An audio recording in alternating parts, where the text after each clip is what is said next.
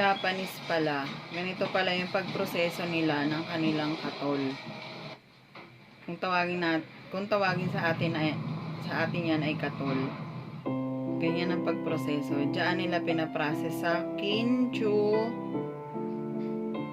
manufactured ng Japanese yan.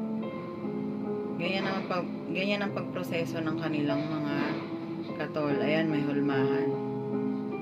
Yung mga hindi pa natin nakikita noon na ginagawa, kung paano gawin ang isang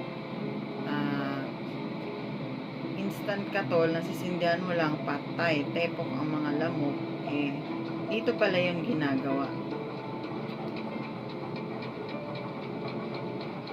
Yung mga lamok na nagbibigay ng sakit, ito, gumagawa sila ng pampatay.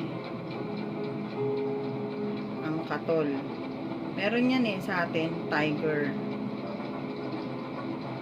Tawag din sa katol, mga pangalan ng katol, bygone. Ngayon ang pagproseso ng mga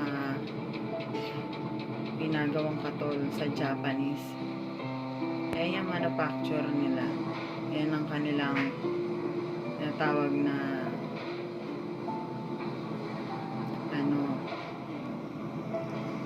yung gawaan ng mga katol.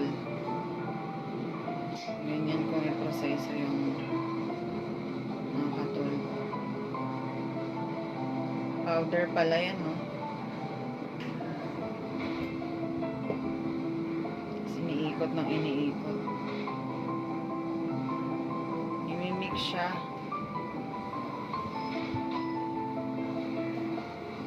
Tapos pag na-mix na, taging green na siya.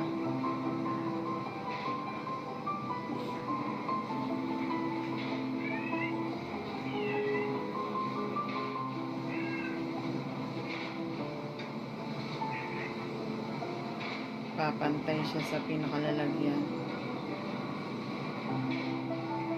Tapos unti-unti siyang babagsak doon. Chine-check nila kung okay na. Kung pag inilagay doon huhulma siya kaagad kapag naipitan siya ng panghulmahan na bilog. Ayan, iniikot na. Tapos ipaprocess na siya dyan. Then, pupunta siya dun sa dulo. Para medyo maging firm siya at tumigas. Ayan. Dadaan siya sa ganyan.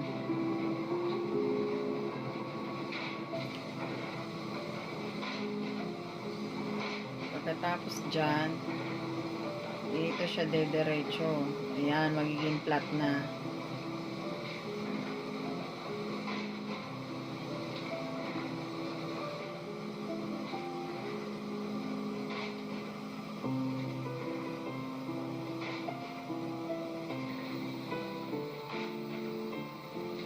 Palang gawa ng katol nila, no?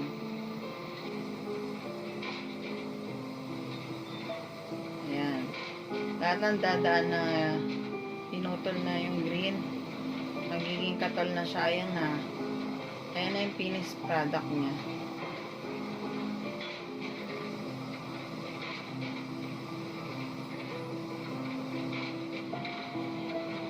Ayan yung hulmahan nila, oh.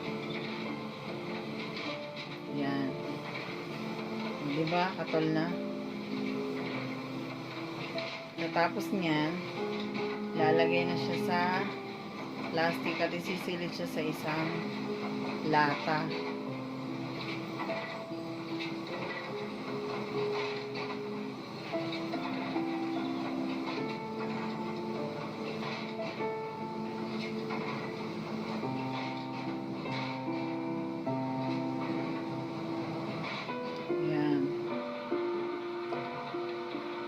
Mga finished product.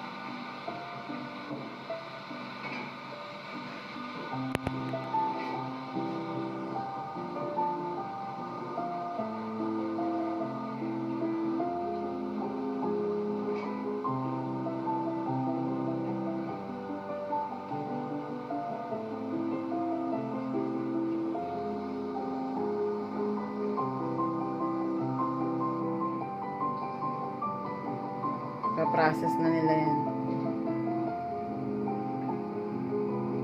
Patutuyuin muna. I-incubate nila sa mainit na klima. Papasikatan ng araw. Papapasukin yung init ng araw.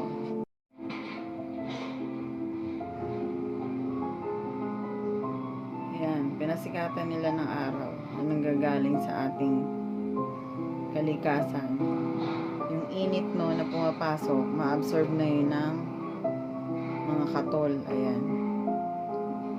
Tawagin sa atin bygone, tiger. At pag matigas na siya, kukunin na nila at ilalagay na yun sa plastic para isilid sa lalagyan. Ayun po. So, sana po nag-enjoy kayo sa aking video. Welcome to my vlog. And kung hindi pa po kayo nakasubscribe, subscribe na po kayo. Ayan po, ipapasok na po nila yan dyan sa may katol na lalagyan na lata. Chinese kasi yan, kaya hindi natin maintindihan. Ayan, ganyan po ang pag-process nila ng katol. So, as you can see, pinapasok na po nila. Tapos tatakpan yan. Pwede na po yan ibenta sa merkado. So, ganyan po ang factory na pagawaan ng katol sa Japan na hindi natin nakikita noon pa man. Yan yung manufacture processing unseen before. So, hanggang dito lang po ang aking vlog. Sana po nagustuhan nyo. Like and share po. Thank you.